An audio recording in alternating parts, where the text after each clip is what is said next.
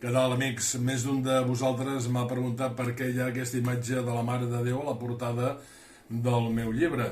Doncs molt fàcil, m'agrada molt la llegenda que sobre ella es relaciona. Se li diu la Mare de Déu d'Odegètria, ja es descriu de diferents maneres, però totes guarden un mateix detall. Odegètria en grec vol dir la que mostra el camí. Fixeu-vos que la Mare de Déu en la seva mà dreta mostra sempre Jesús.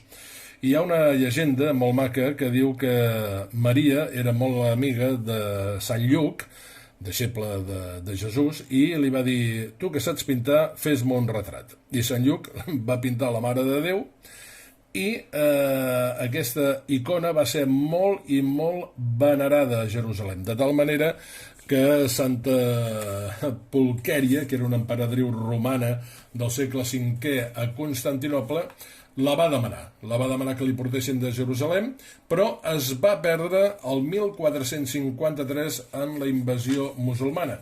I aleshores es varen fer moltes i moltes còpies, per això n'hi ha tantes de còpies, no? Però totes mostren el mateix detall.